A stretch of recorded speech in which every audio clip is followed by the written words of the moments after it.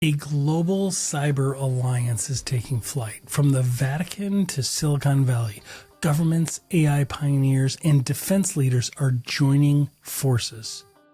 It's called Cyber Eagle. It's not another firewall. It's a living, shape-shifting defense built on agentic AI. It learns, it adapts, it fights back. While most of the world sleeps, these innovators are building the next shield of civilization, and the clock to quantum warfare is already ticking. Today I get to share with you all everything about Cyber Eagle, where resilience becomes the new weapon. This is Cybercrime Junkies, and now the show.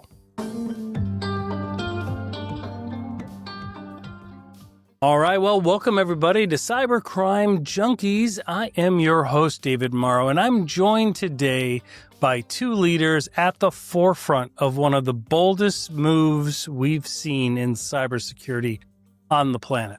First, Carlo Tortora, Brayda, my good friend, a global voice in cyber defense strategy and the architect behind Cyber Eagle project, driving partnerships that span governments, enterprises, and critical infrastructure worldwide. And alongside him, the legendary cybersecurity leader, Michael Tiesemer, a veteran technologist leading the charge on agentic polymorphic AI defense, pushing the boundaries of how adaptive cybersecurity can be in the real world.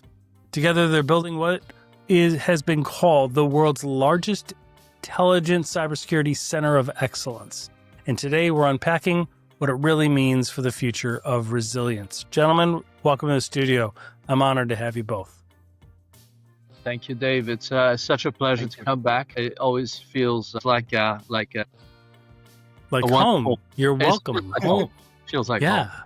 Yeah. It's exciting to be here, especially at this point in our journey with Cyber Eagle. Things have gone extremely well in our planning and preparation.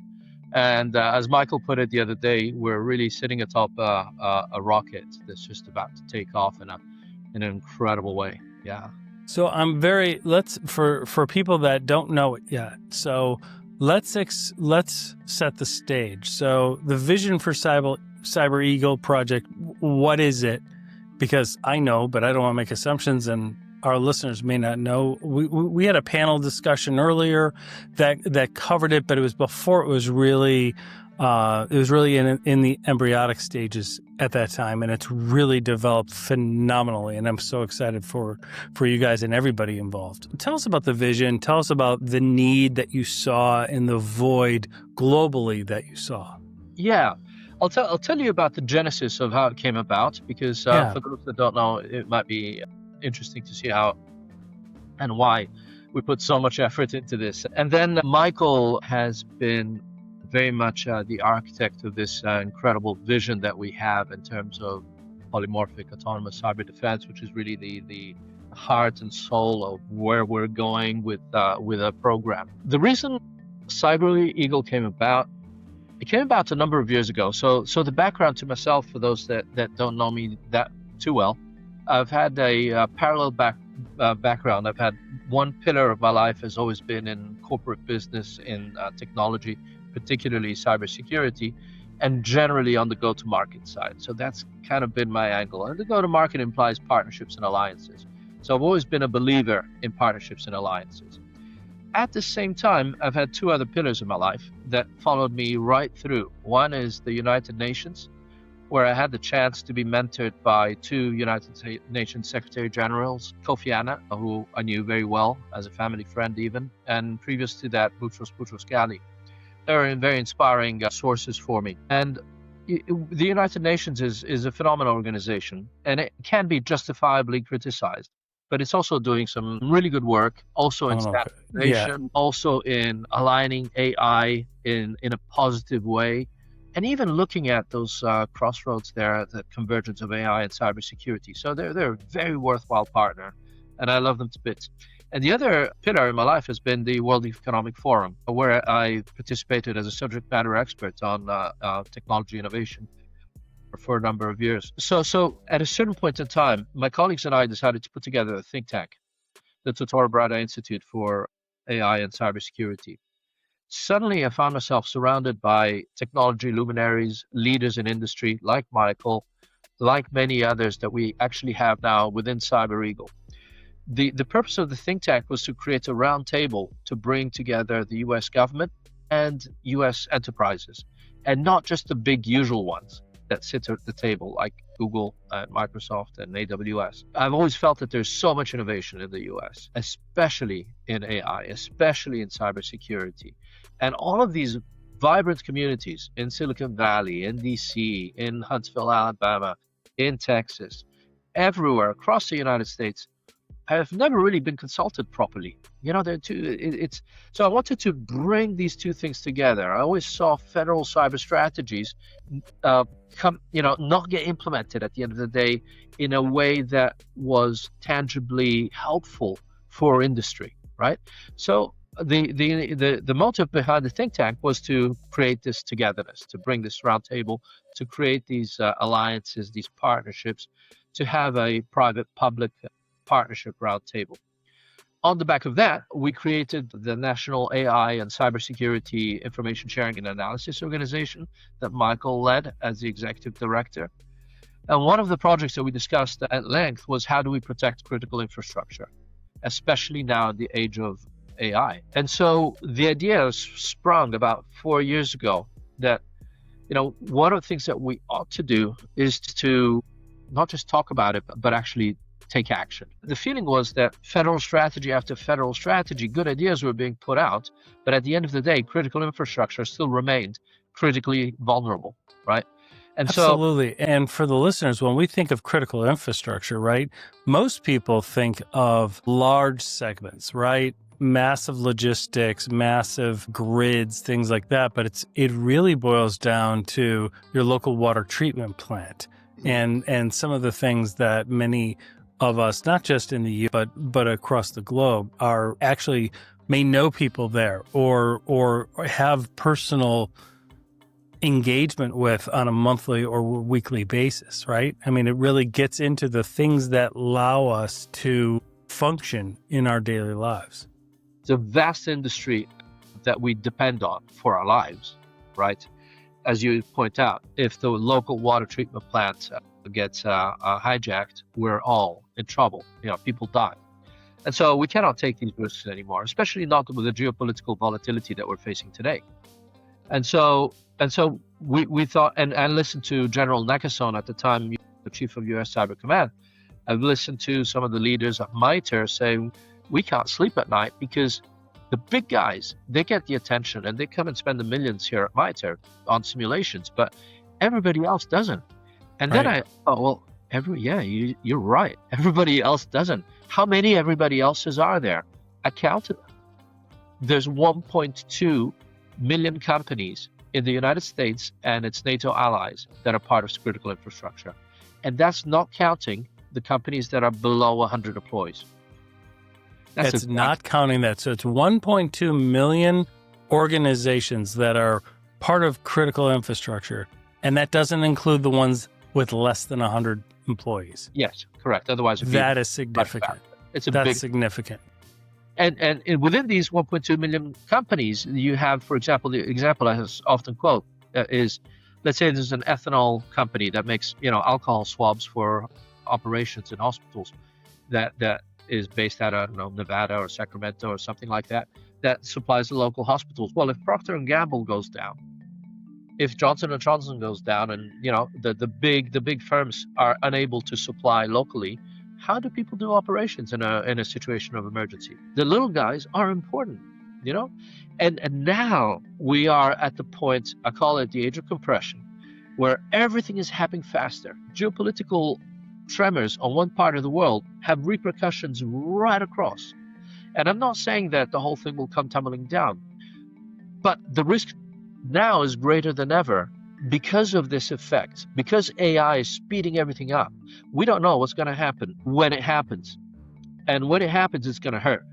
So we have to take the bull by the horns. And so for me, taking the bull by the horns was, let's make sure that companies that need funding are funded and supported by the government. The government supported companies during the COVID crisis? Well, it should support them certainly now that we're at the point, at the highest apex of AI cyber conflict and cyber attacks on our country and on our allies' countries.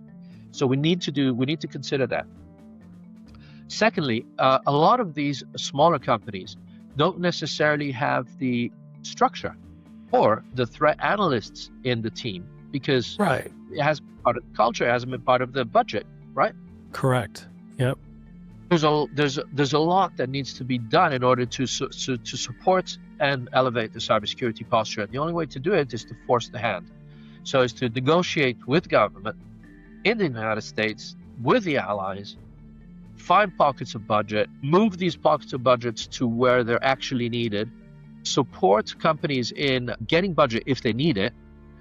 If they don't need it, support them in elevating their cybersecurity posture through the easiest point of entry with support on cyber awareness, support on cyber ranges, support on understanding their cyber exposure, the hacktivist activity that they could have against them, the level of compromised credentials that they might have out for trade on the dark web, and everything else, and help them to negotiate and get better cyber insurance deals. The goal is resilience, right? We cannot just build walls. We're not another firewall company. The world has enough firewall companies. It's the days of firewalls. They're not numbered. Firewalls are always going to be necessary, but it's not just about firewalls. Now it's really is about bouncing back. It's about being ready to bounce back, giving people the flexibility to be able to withstand an attack, just like the passing wind. And I'll stop there and hand over back to you, Dave, and then to Michael. And really building resilience. I mean, you really touched on, everything you say was spot on with everything I do every day. Like, it is genuinely about building resilience, right? Having visibility, being prepared, because the difference between organizations that prepare and have visibility, have detection in, can adapt to the latest threats, the way they bounce back, I see it. We're involved in it. And compared to those that aren't, right, that still view things like it's 10 years ago, it's night and day. I mean, it's some go out of business, some it takes years to bounce back. It's absolutely devastating. That's One thing I want, So, we are absolutely living in this age of compression. Yeah. Time frames are collapsing. We see that every day, even in the way that we work with AI ourselves for the benefit of our companies. Attackers compress this time to strike, and defenders must compress the time to respond. So that's why we need to elevate the systems, and we need to have resilience in order to decompress that risk, to spread that risk, to manage that risk. So there's like a single point of failure that collapses an entire system, like we've seen in the past. Absolutely. And, compared to 10, 15 years ago, when the typical organization, whether it's a government, small agency, or a corporate entity, look, we had computers in the office, right? And should they go down, in general, let's be real. We were okay. We still had processes and procedures in the kinetic world where we could still conduct operations. We could still bounce back. It could take a little while to be repaired or fixed, but it wasn't the end of the world. We've all gone through digital transformation, and now we are more dependent than ever before on the technology that we use. And so when these strikes happen, it's more devastating than it was 10 years ago, and they're speeding up in the age of compression, as you've called it, which I love that phrase. Would you agree with that? I would. And I'd love for Michael to chime in. Michael has created this phenomenal analogy about, with regards to, having to change the shape of the battlefield as the attack comes in. Michael, why don't you jump in and shed some light on what we're cooking up at Cyber Eagle? All right, sure. So just to recap the problem statement that we're dealing with. On the one end, we're having a very well-known issue, which has to do with resourcing. There's just simply not enough defenders. I just recently read, and I wished I was remembering which state it was in the United States. State government agency got hacked. They didn't have a CISO. It was a shared responsibility that was put onto the CIO. That's at a state level. And then we go down to like the municipal level, city level. You're literally talking about Bob in the IT closet being responsible for your water treatment plant. Welcome and for to my thousands world. of lives. Yes. Right? Welcome to the world we live in here in the Midwest in the United States. That is reality. It's scary. That is reality. Yes. It's so tragic. That's the challenge on the left end. On the right end, we are dealing with the fact that, yes, attackers, advanced threat actors, are increasingly using AI for the first stages of exploitation of systems, which means there is a lot of addition of, how would I call this, like dynamism, like the battlefield that we're in is getting a lot more dynamic. Now, we always use this analogy of defense and depth. And defense and depth was, we are layering multiple controls, and with that, we are able to deal with an attack because if control 1 fails, control 2 comes into effect. But the funny thing is, actually, that's just a layered defense. Defense and depth in the military sense of things has very much to do with decision loops of the attacker, how to interrupt them, how to adapt your defense to what the attacker does. It's actually called a so-called elastic defense. Now, we always wanted to have that, but how to get there 10 years ago, 15 years ago, right? You didn't have like security data lakes where all of your information was in. SIMs just started to happen, where you had a lot of hardware devices. Configuration was in 10 different systems. But that's no longer the world we live in today, right? We're starting to utilize technologies like SASE, like ZTNA networks, more and more and more. We're using SD-WAN. We're using a lot of technology that helps us manage the infrastructure and to automate it. Automation. SOAR, robotic process automation, right? These were the first kindle stones of us using, well, let's say AI in its like first iterations. Right. As like the baby, basically, in business. But now we've gone further. Now we have what's called level 3 and almost level 4 agentic AI. Level 3, solid, which is basically an evolution of robotic process automation. And level 4 then, where we're heading to, which is a lot more independence, a lot more ability to adapt to completely unknown situations, if you want to say it like that. So what are we developing? Well, we're developing a solution that addresses exactly those two things.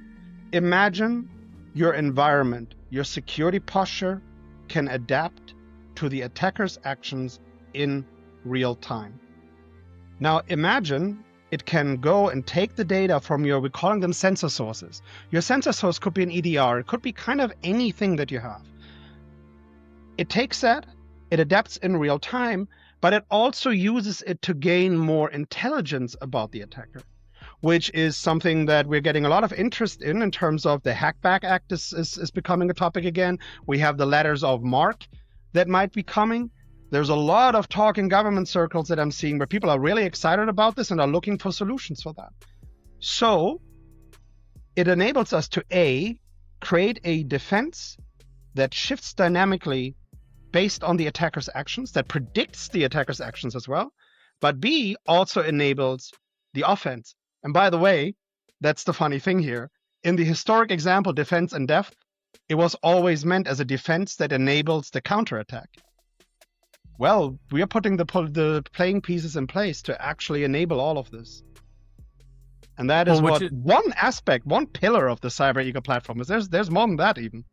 Well, and let's get into those. But before we jump to those, I mean, the polymorphic AI defense is critical today because we've seen, I think it's Prompt Locker, a couple other ransomware strains, which don't even need to launch ransomware. They could just exfiltrate data, fancy word for stealing, and they are adapting on the fly, right? Like they are moving, they get in undetected. They see that there's, CrowdStrike is on there or SentinelOne or, whatever, EDR, whatever defense platform is on there. And then they keep morphing until they can get in undetected. And I've seen it in action and it's shocking, right? Because it makes us feel completely vulnerable.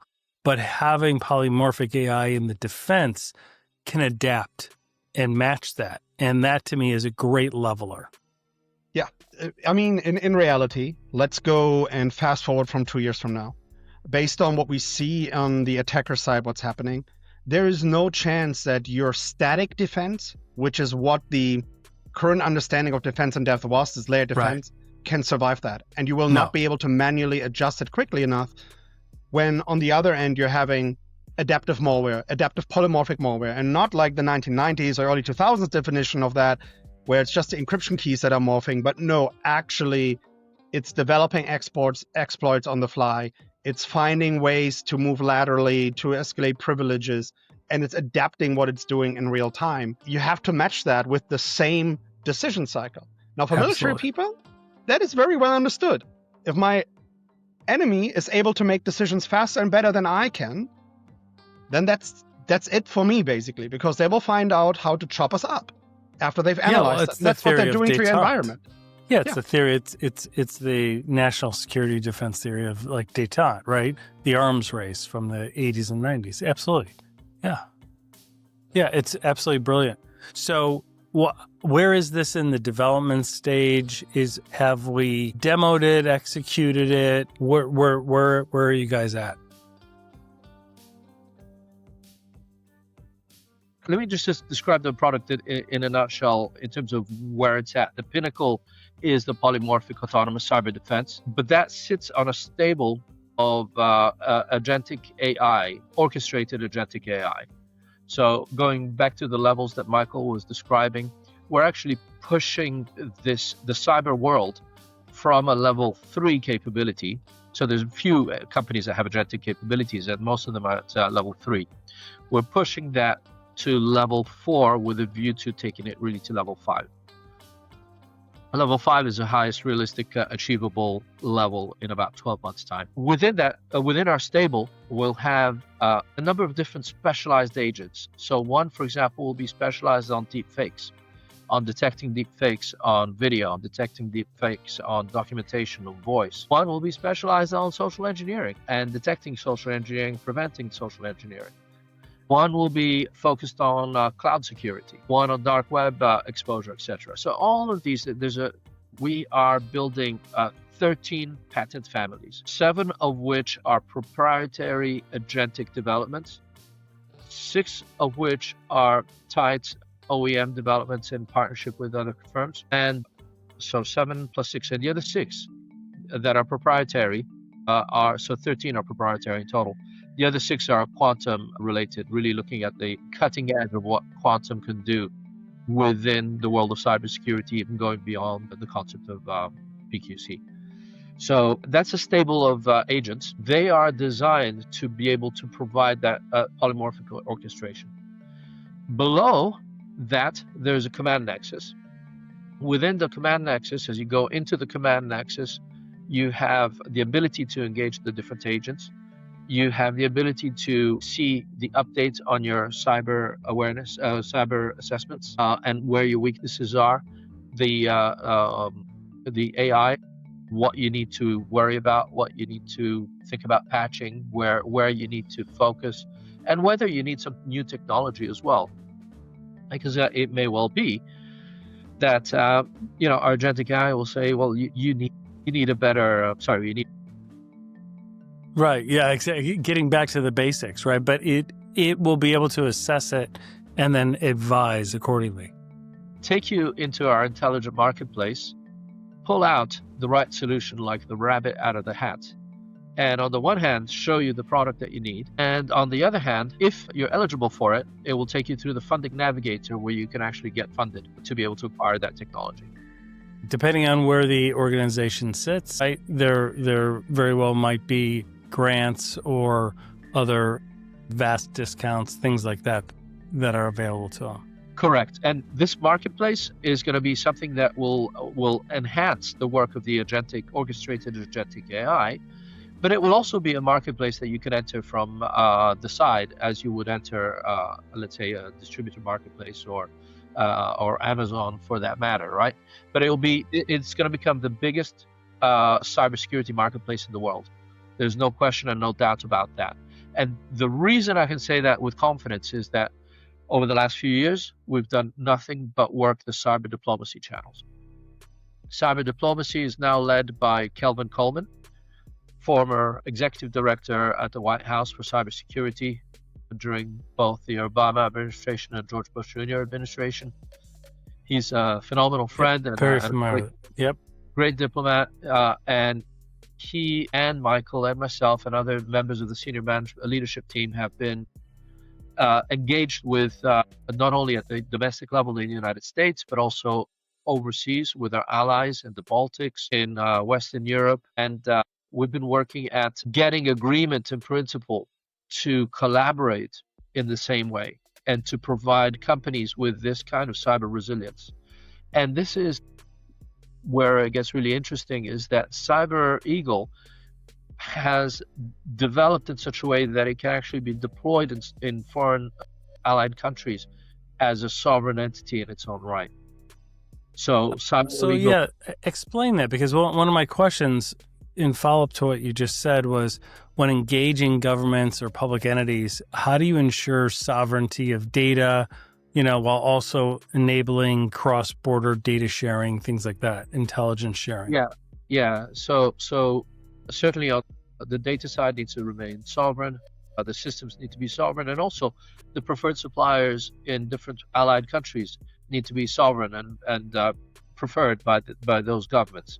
So, for example, in the UK, the government has a certain preference and a certain way of wanting to see this work. In France, for example, Thales is one of the top players in cybersecurity for France.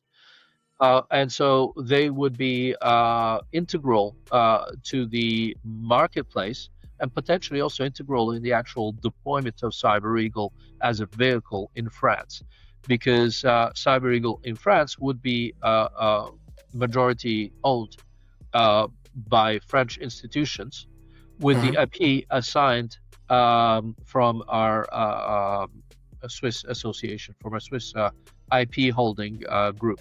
So ultimately, the IP is held in the United States, but insofar as the allied countries are concerned, they are able to be truly sovereign because the company becomes its own native deployment. Right now, for example, we have signed an MOU in Saudi Arabia where we are able, at the flick of a switch, later this year or early next year, when the paperwork is consummated, we will have, through an intelligently constructed joint venture, something like 16 to 1,800 employees in Saudi Arabia, leveraging tenured companies that have deep government relationships, deep critical infrastructure credibility and security access within Saudi Arabia.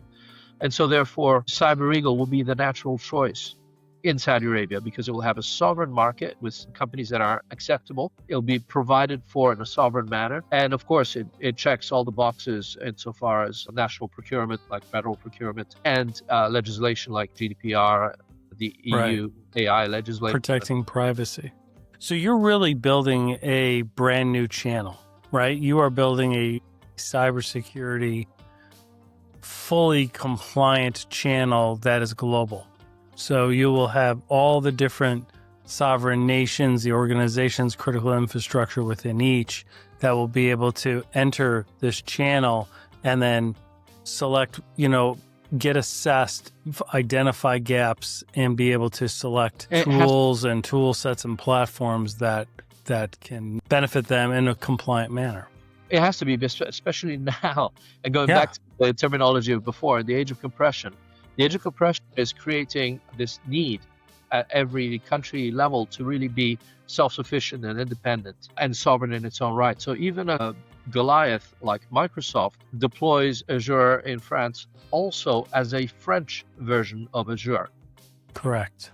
Right? So it's very interesting. And we're kind of following that same kind of concept, because it is the way forward. And also, Dave, I know that you and I know the US channel really well, and we're friends with many of the channel analysts. And everybody's been saying, look, by the end of the decade, 90% of all business transactions are going to be marketplace transacted, channel assisted. Yeah. I mean, it happens in our personal lives, right? Like in business, we want to be able to go to an Amazon and be able to select what is needed, right? But the channel affords the guidance to identify what you need too in the first place, which is great. and the implementation side, because of course Right. we are going to be deploying a channel, an MSSP partner base of 25,000 partners across the world. That's outstanding. There, I would actually even use this opportunity as a plug and a shout out to anybody who is an MSSP or an MSP with security inclinations that wants to be part of our implementation system. Absolutely. They'll have to get behind NetGain and my MSSP, but they are all absolutely welcome. So. Absolutely right. Michael, over to you. I hoarded the conversation a bit too much. Well, I would say extending on some of those partnerships that we're building, it's really in a position where we're being approached with a lot of excitement around the world. I mean, if I just like Carlo mentioned the KSA, the Kingdom of Saudi Arabia, we're talking to Senegal, Ecuador, UK, Italy, Vatican, France, Estonia, Latvia, Denmark. In some of these countries, let's say, for example, Senegal, Germany and France. So in some of these countries, the conversations are really advanced already in terms of like what are we going to offer and what services. And it's a combination of both going in and providing the platform, also providing advisory services, because to be honest, we are morphing at this point already into this one-stop solution and service provider for critical infrastructure defense, because we are all people that already have an existing network of professionals, right? So what's happening to us is we have service providers for specialty niches in our own networks, right? Like if you need to certify an airspace, and by that I literally mean certify an airspace of an entire country, I have the connection, the service provider that does that for a living, that is already working on an MOU for us to offer that through our market space. Even something that niche we're setting up. So I think we're in a very, very exciting position. And then the Vatican, Carlo, that you mentioned, I mean, that was a thing that I would have never thought I would be involved in, right? Like we're basically augmenting and then enhancing, leveling up the cyber auxiliary of the Vatican. And then turning this into where we are helping the Vatican, become more involved on the global stage in forums like the Global Forum on Cyber Expertise and other domains, while at the same time aiming at establishing their cert and really pushing hard for the position of a CISO in the Vatican. Because, and this is no offense to the Holy See, but if we're looking at the report that I think the ITU released on cyber capability and maturity, I think the Vatican was ranked dead last in Europe. It was a tier 5 country. So this means, you're tier 5 globally in tier 5, which is not a good place to be in. Never mind being also ranked dead last in Europe. And we have the ability to change that.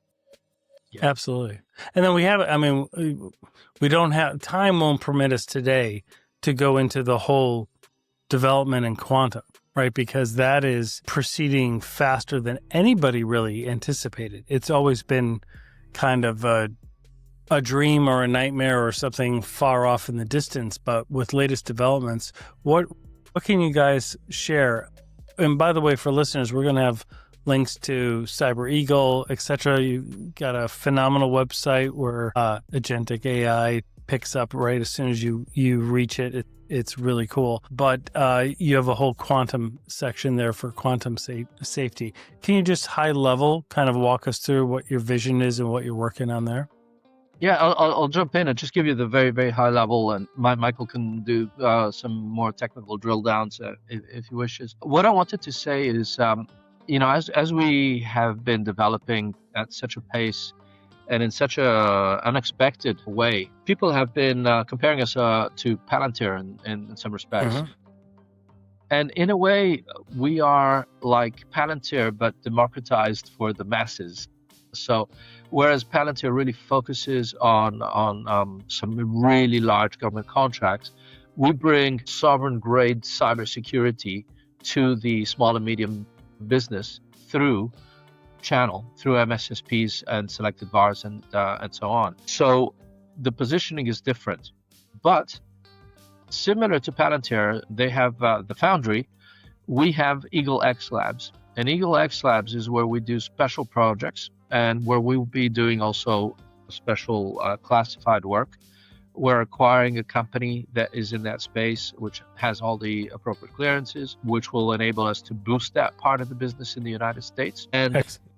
And abroad as well, we are able to use Eagle X Labs as, let's say, the cutting edge of cybersecurity and AI deployments. And so within that framework, we have secured some IP and some personnel that is just like beyond belief. And we will be driving a lot of post-quantum migration activity and quantum readiness activity. We'll be working with central banks. We'll be working with because the banking and finance industry is probably going to be the first hit. Absolutely. We have some ideas on some really concrete ideas on how to help the world navigate black swan and gray swan events. And beyond that, I mean, we really have a talent pool that will be able to really empower and create rapid change. And I think that's what we'll be known for. The company that makes things really happen. In the same vein as how we started. We started by saying, let's take the bull by the horns. Let's stop looking at critical infrastructure and saying it's in a bad place. Somebody should do something about it. We're stirring the pot. We're shaking it up. We're looking for the money to You're actually attacking the root cause of the problem, right? Because it's a resource problem. It's humans, funding, time, energy, and you're attacking those core problems, which is very noble, actually. And we're doing it.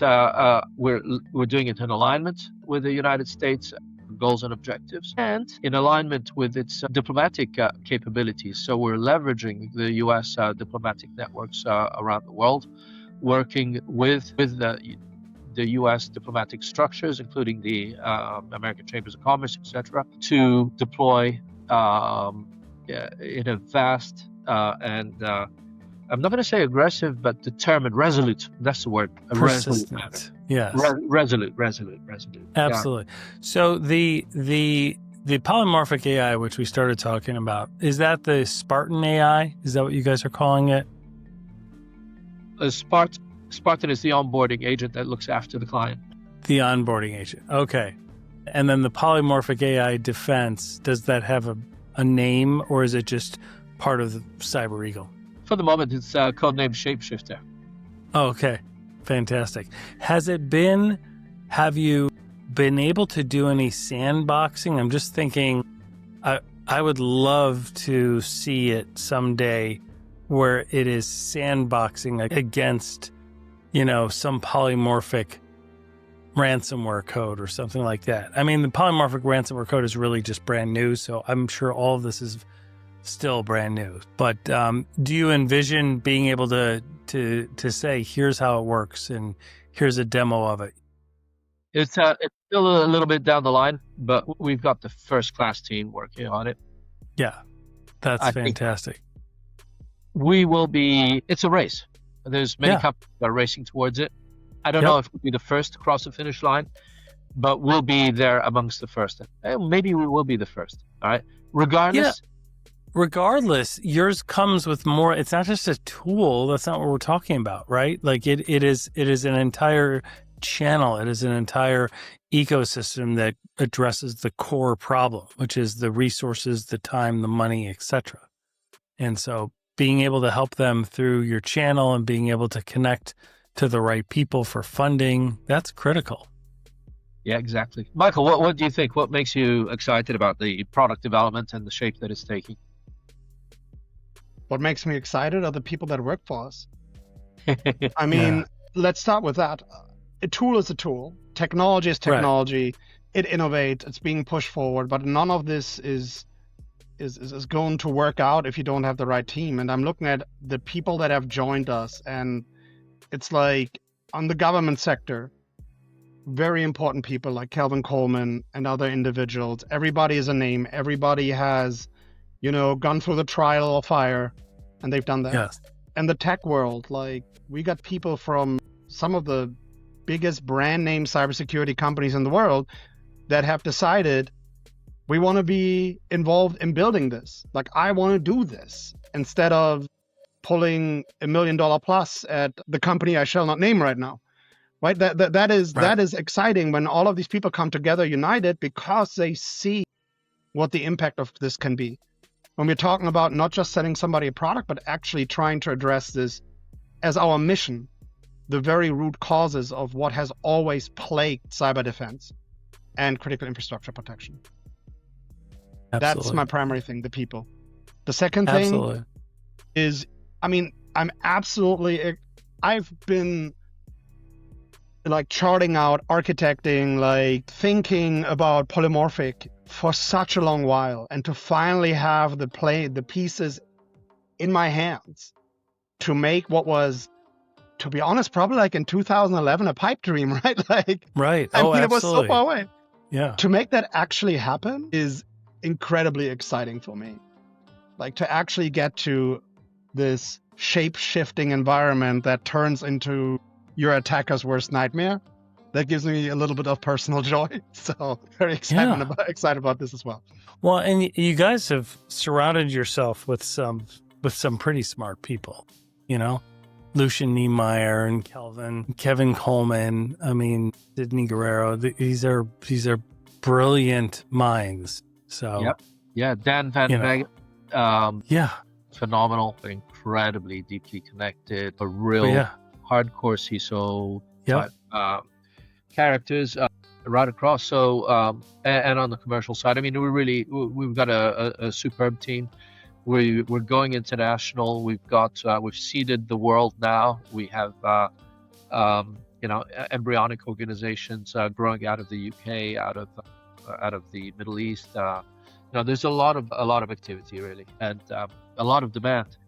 Well, I will say you guys are in cybersecurity globally, which once you get online, you're no longer in Kansas anymore. For the people that usually listen to my show, I will tell you that this is really, really important. And this is a group, not only through my own experience with your think tank and meeting all those people, you were so gracious to introduce me to so many brilliant people. It's just phenomenal. Like, you've really tapped into some of the brightest minds in the world with a good mission, right? And this is one that can't be ignored and one that isn't going away. So tell us, as we wrap up, what's on the agenda in the near future? First of all, I'm really proud of what we've achieved as a think tank of which you're a member, and all of us collectively have been kicking these kinds of ideas around that have enabled us to get to this point.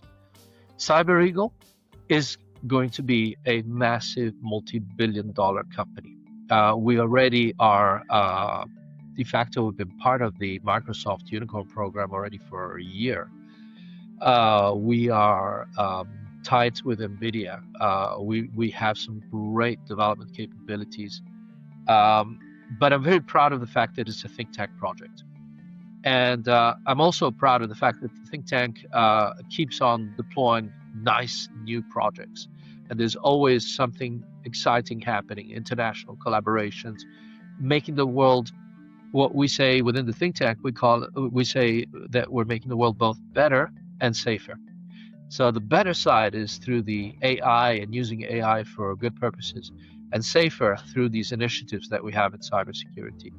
Then peeling the next layer in of the onion within Cyber Eagle itself, I think what's around the corner, the next 12 months will show dramatic growth.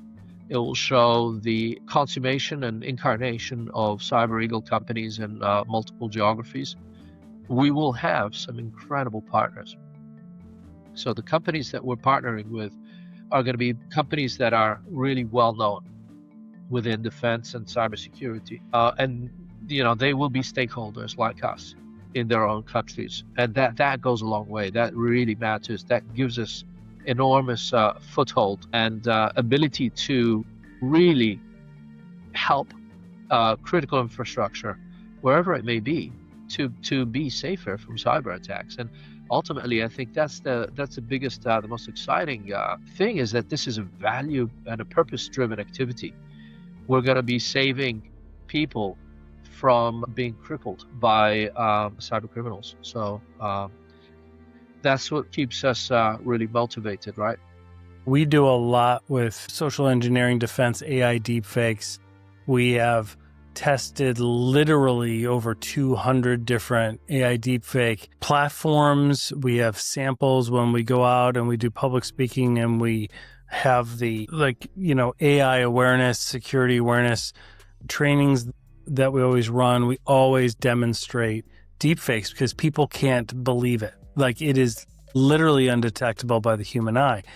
And the AI deepfake detection platforms, the first ones out there really fell short, but by being able to capture some of the newer ones and working with the groups that you are, being able to have that will really neutralize that because it really is, to me, at the precipice of technology and human behavior. Like, when you're able to make people question all of the things they normally trust, right? Like, well, I'm looking at them, I'm hearing them, even though it's virtually, like, that's got to be them, right? And that is what we believe to be true, and it's not. And so when it gets to that point, it's really a true threat. But we're here to help you guys any way possible. So this is a great, great unicorn, and I'm really, really excited for both of you. Thank you, Dave. Thank you so much. Look forward to working with you a lot more. Take care. Thanks, guys. Okay, bye-bye. Catch us on YouTube, follow us on LinkedIn, and dive deeper at cybercrimejunkies.com. Don't just watch, be the type of person that fights back. This is Cybercrime Junkies, and now the show.